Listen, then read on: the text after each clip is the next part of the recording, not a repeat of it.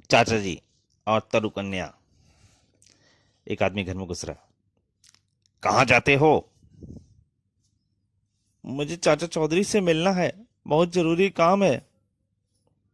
अभी सवेरा हुआ है, बस सोकर नहीं उठे इतनी सवेरे सवेरे। मगर कहा जाता है कि दिन हो या रात चाचा चौधरी से सभी कभी भी मिला जा सकता है। चाचा चौधरी को आवाज आती है, उठ के चल देते हैं। अरे कहाँ चलती है, अभी तो सूरज भी नहीं निकला।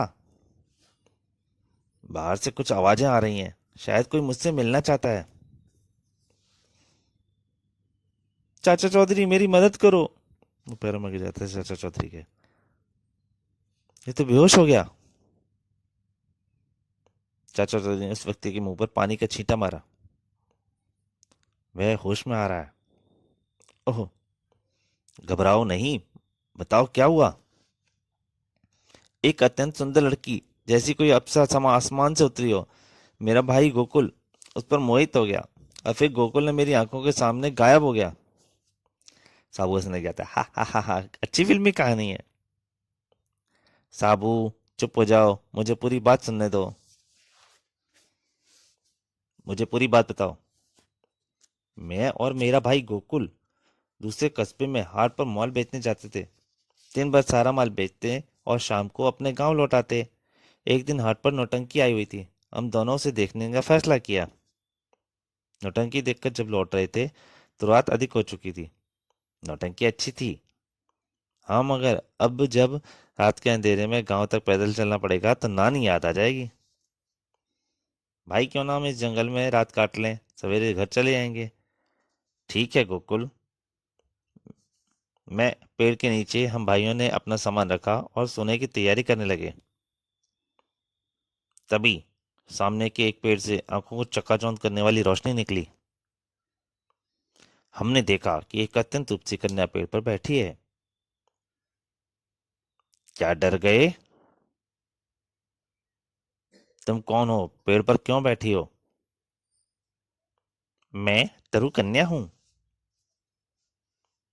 वर्षों से पेड़ पर इस इंतजार में बैठी हूँ, कोई नौजवान आए मुझे उतार कर अपने घर ले जाए।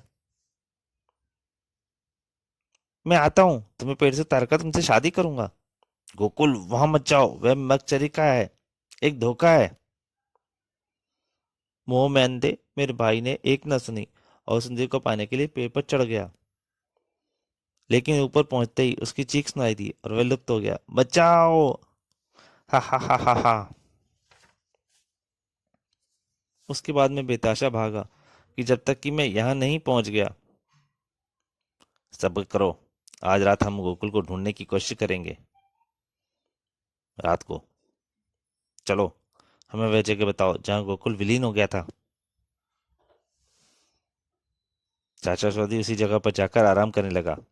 तभी ओह, तेज रोशनी! चाचा ने ऊपर देखा। तुम? मैं तरु कन्या हूँ, अरसे से इस पेड़ पर बैठी हूँ। जो कोई मुझे पेड़ से उतारेगा उससे मैं शादी करूंगी।